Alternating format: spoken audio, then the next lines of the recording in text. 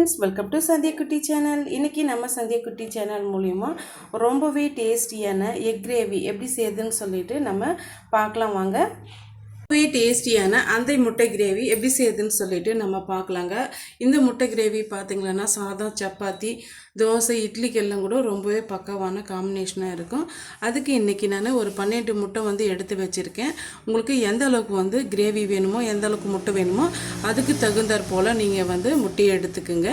அதுக்கு தேவையான இன்க்ரீடியன்ஸ் எல்லாம் நான் என்னென்னு சொல்லிட்டு நம்ம பார்க்கலாங்க. இப்போ இதுக்கு நான் 2 பெரிய சைஸு தக்காளி பழம் எடுத்து வச்சுருக்கேங்க.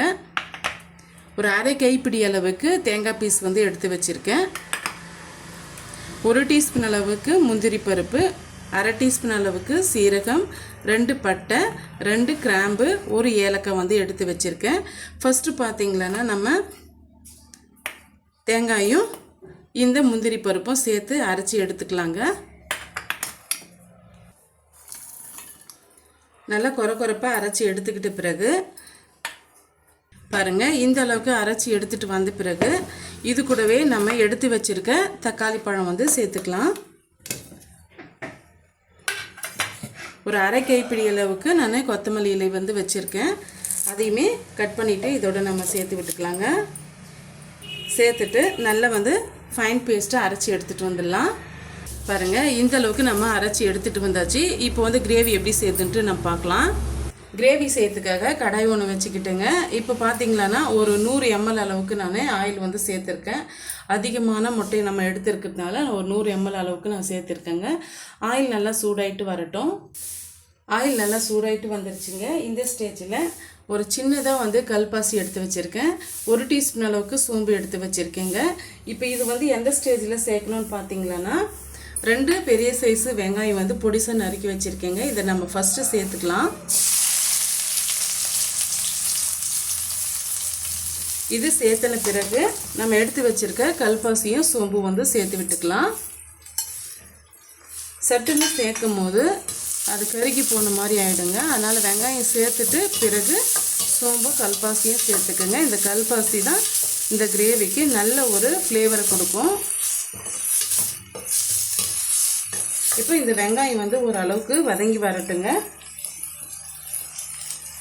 இது கூடவே 2 பச்சை மிளகாய் உடைச்சிட்டு சேர்த்துக்கலாம்.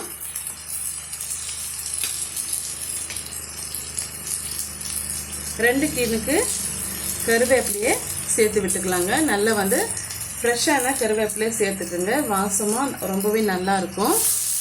இப்போ இந்த வெங்காயம் ஓரளவுக்கு வதங்கி வரட்டுங்க. சீக்கிரமாக வதங்கி வர்றதுக்காக நம்ம இது கூட உப்பு சேர்த்துக்கலாம். நான் மொத்தமாகவே இந்த கிரேவிக்கு தேவையான அளவுக்கு நான் உப்பு சேர்த்துக்கிறேங்க. 1 டீஸ்பூன் அளவுக்கு நான் உப்பு சேர்த்துருக்கேன். உப்பு சேர்த்து வதக்கும் போது டக்குன்னு இந்த வெங்காயம் நல்லா வதங்கி வந்துடும்.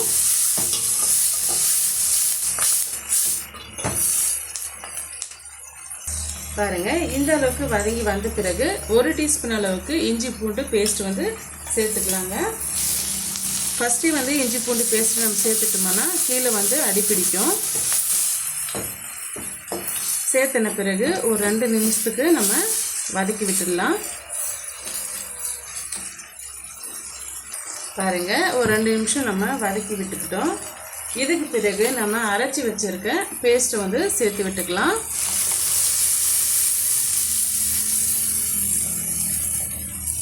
நான் தண்ணி எதுவும் அலசிட்டு சேர்க்கலைங்க. பிறகு நம்ம சேர்த்து விட்டுக்கலாம். நம்ம பச்சையாக எல்லா இன்க்ரீடியன்ஸும் சேர்த்து வதக்கி இருக்கிறதுனால இப்போ இது கீழே அடிப்பிடிக்கும். நம்ம முந்திரி பருப்பு சேர்த்துருக்கிறதுனால இது நல்ல கலர் சேஞ்ச் ஆகிட்டு வரட்டுங்க. அது வரைக்கும் நம்ம வதக்கி எடுத்துக்கலாம். எந்த அளவுக்கு இந்த மசாலா நம்ம வதக்கி எடுக்கிறோமோ அந்த அளவுக்கு டேஸ்ட் ரொம்ப நல்லா இருக்கும். நம்ம மிக்ஸ் பண்ண இந்த மசாலா ஓரளவுக்கு நல்லா எண்ணெய் பிரிஞ்சு வருதுங்க. இந்த ஸ்டேஜில் நம்ம மசாலாலாம் சேர்த்துக்கலாம். அதுவுமே பச்சை வாடை இல்லாமல் நமக்கு ஒரு நல்ல ஒரு கிரேவி கிடைக்கும். இப்போ இந்த குழம்புக்கு தேவையான அளவுக்கு நம்ம மிளகாய் தூள் ஆட் பண்ணிக்கலாம். மிளகாய் தூள் ரெசிபி ஆல்ரெடி நம்ம சேனலில் அப்லோட் பண்ணியிருக்கேங்க. செக் பண்ணி பாருங்கள், உங்களுக்கு ரொம்பவே யூஸ்ஃபுல்லாக இருக்கும். நான் இந்த கிரேவிக்கு ஒரு 1.5 டீஸ்பூன் அளவுக்கு மிளகாய் தூள் ஆட் பண்ணியிருக்கேன். மீடியமான ஃப்ளேமில் வச்சுக்கோங்க. ஒரு பிஞ்ச் அளவுக்கு மஞ்சத்தூள். இப்போ இது எல்லாம் சேர்த்துட்டு நல்லா ஒரு முறை கலந்து விட்டுக்குங்க.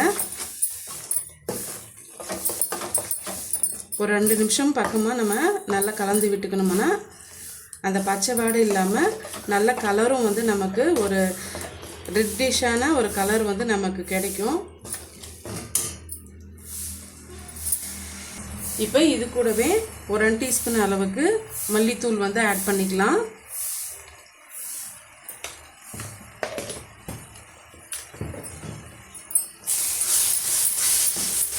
எக்காரணத்தை கொண்டும் நீங்கள் மசாலா சேர்த்துட்டு வதக்கி விடாமல் இருக்காதீங்க. கீழே கண்டிப்பாக வந்து அடிப்பிடிக்கும். ஏன்னா நம்ம தேங்காயும் முந்திரி பருப்பும் நம்ம சேர்த்துருக்கிறதுனால கீழே வந்து அடிப்பிடிச்சிடுங்க.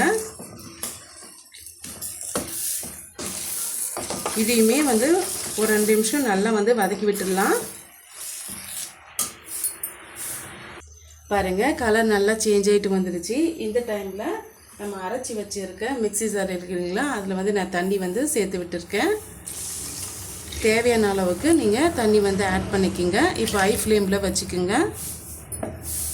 நீங்கள் சாதத்துக்கு எடுத்துக்கிறீங்கன்னா அதுக்கு தகுந்தாற் போல் வந்து தண்ணி வந்து ஆட் பண்ணிக்கோங்க. இல்லை சப்பாத்தி, தோசை, இட்லி இந்த மாதிரி எடுத்துக்கிறீங்கன்னா கொஞ்சம் திக்கான கிரேவியாக வந்து செய்துக்குங்க. உங்கள் விருப்பத்துக்கு தகுந்தாற் போல் நீங்கள் கிரேவியோட கன்சிஸ்டன்சியை வந்து நீங்கள் மாற்றிக்குங்க. தண்ணியோட அளவை வந்து நீங்கள் கூட்டவோ குறைக்கவோ செய்துக்குங்க. இப்போ நான் இன்னும் கொஞ்சம் தண்ணி ஆட் பண்ணிக்கிறேன். நான் சாதத்துக்கு தான் இன்றைக்கி எடுத்துக்க போகிறேங்க. அதனால் வந்து கொஞ்சம் தண்ணியாட்ட இருக்குன்னு சொல்லிவிட்டு நான் தண்ணி ஆட் பண்ணியிருக்கேன். ஆல்ரெடி நம்ம உப்பு வந்து சேர்த்துருக்கோம். சப்போஸ் நமக்கு உப்பு குறைவாக இருந்ததுன்னா மட்டும் நீங்கள் உப்பு ஆட் பண்ணிக்கோங்க. இப்போ இதை மூடி போட்டு நல்லா வந்து கொதிக்க விட்டு எடுத்துக்கலாம். ஓப்பன் பண்ணி பார்க்கலாம். குழம்பு பார்த்தீங்களான்னா இப்போ கிட்டத்தட்ட வந்து ஒரு 5 நிமிஷம் பக்கமாக நல்லா வந்து கொதிச்சு வந்திருக்கு. கொஞ்சம் நல்லா திக்காகவும் ஆகிட்டு வந்திருக்கு. இந்த ஸ்டேஜில் நம்ம முட்டையை வந்து ஆட் பண்ணிக்கலாம். முட்டையை பார்த்தீங்களான்னா நான் கட் பண்ணி வச்சுருக்கேங்க. மேலே வந்து கோடு போட்டு வச்சுருக்கேன். அந்த மாதிரி கோடு போட்டு வைக்கும் போது தான் நல்லா மசாலா வந்து அதில் நல்லா இறங்குங்க. அதனால் பாருங்கள், நான் எல்லா முட்டைகளையும் நான் அதே போல் நான் சேர்த்து வச்சுருக்கேன். இப்போ ஒவ்வொரு முட்டைகளாக நம்ம சேர்த்து விட்டுக்கலாம்.